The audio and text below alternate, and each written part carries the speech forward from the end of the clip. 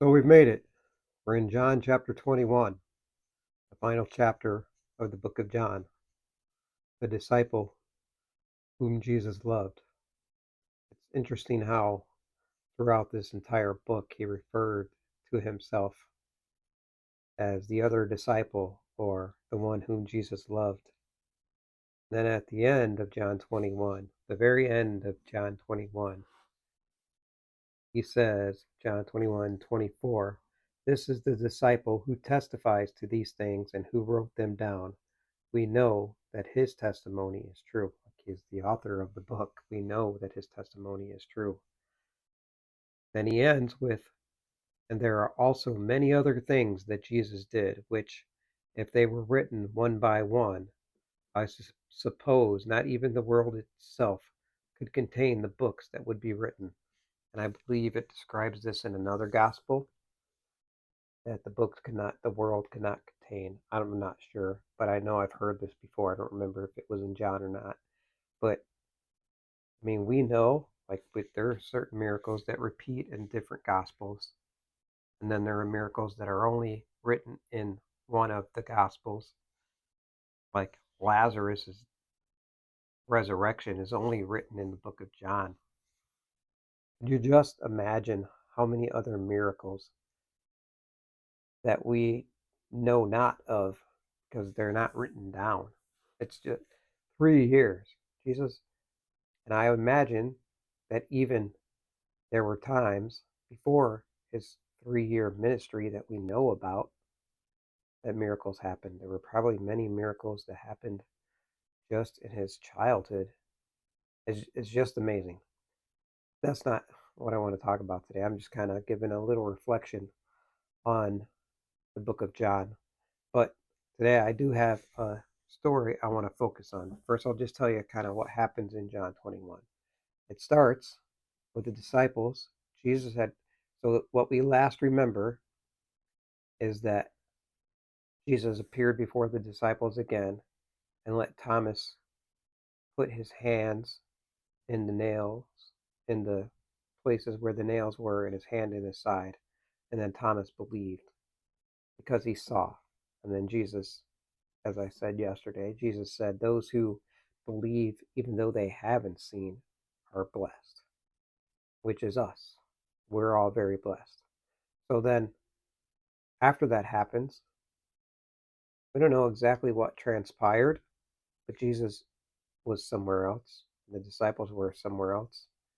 And apparently they didn't know what to do next, so they went fishing because that's what fishermen do. They go fishing. So they went fishing.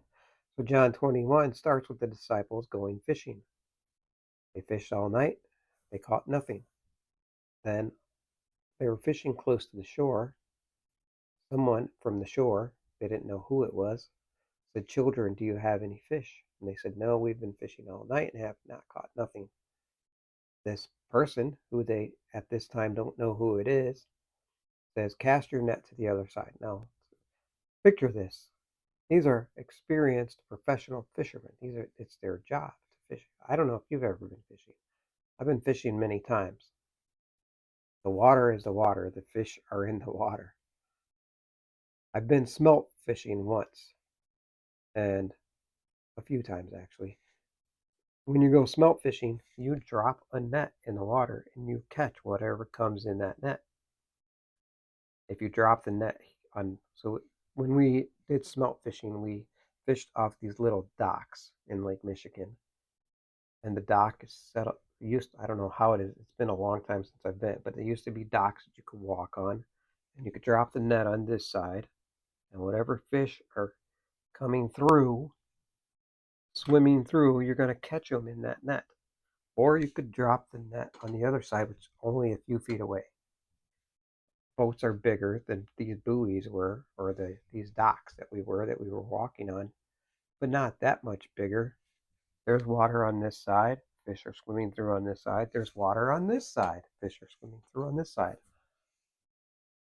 In my mind, my logical human mind, that would be like, it's not going to make a difference. The fish are here or here. They're not that much further away.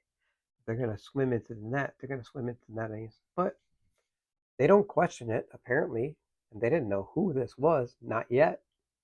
They're like, all right, whatever. We've been fishing all night. What's one more difference going to make?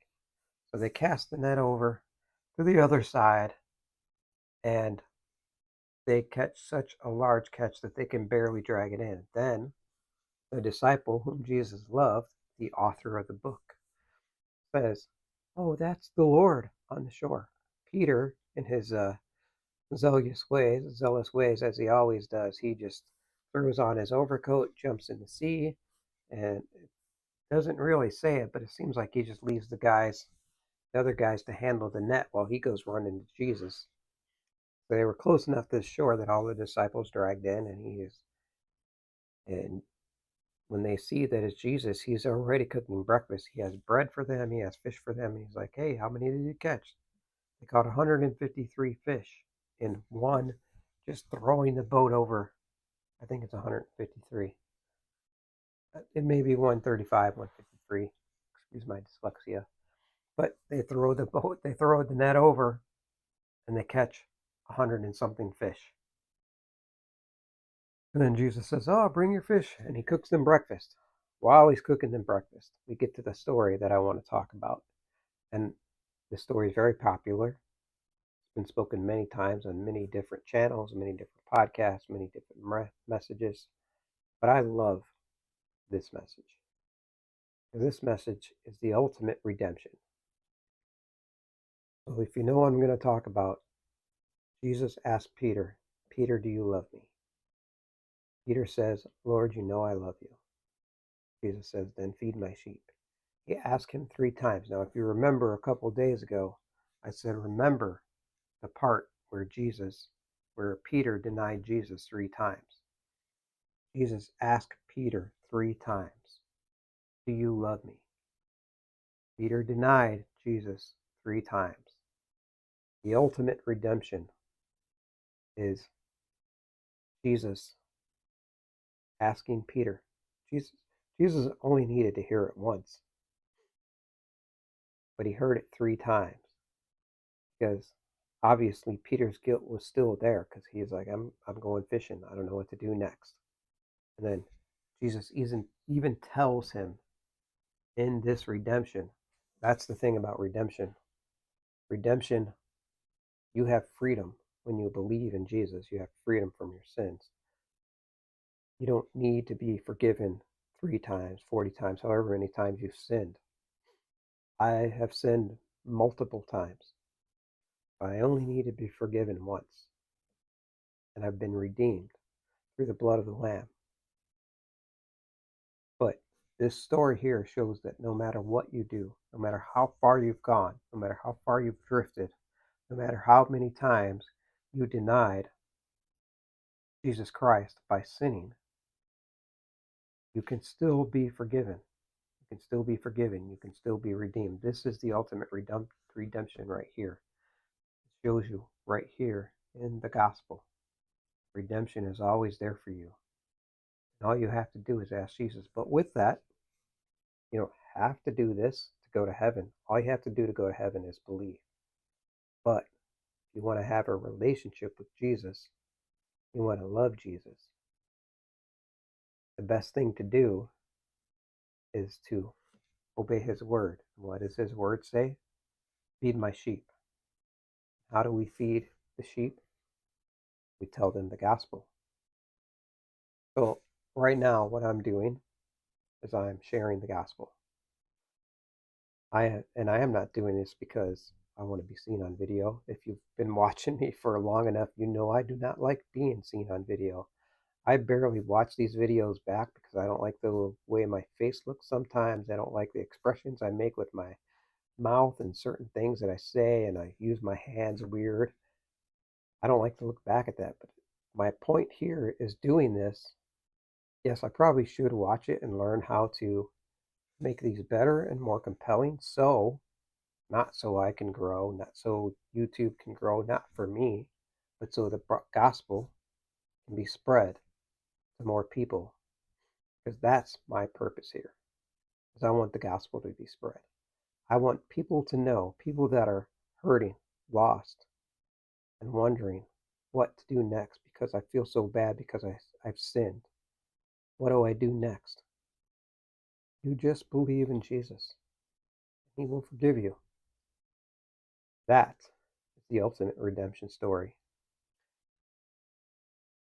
And the book of John has it's been quite a revelation to me. Now I've read John multiple times throughout my 40 years, but I've never taken the time to, okay, what am I going to talk about today? And because of that, I have gotten more out of the book of John, more of a love for the book of John than I've ever had in my life. And I've always said Proverbs, James, Isaiah, and Psalms. Those have been my favorite books of the Bible. John is now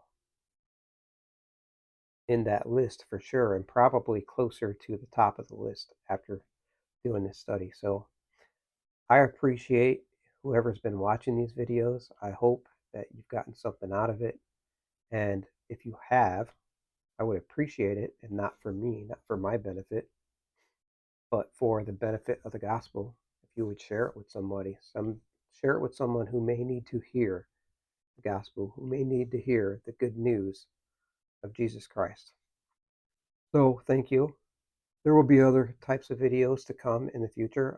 Probably won't be doing a everyday devotional. We do have some podcasts. I will have a podcast coming out this week by my good friend, Pastor Scott Neubauer, on finances and stewardship in the gospel, or in the Christian, from a Christian perspective. I haven't come up with the title yet, but he's a very good financial guy.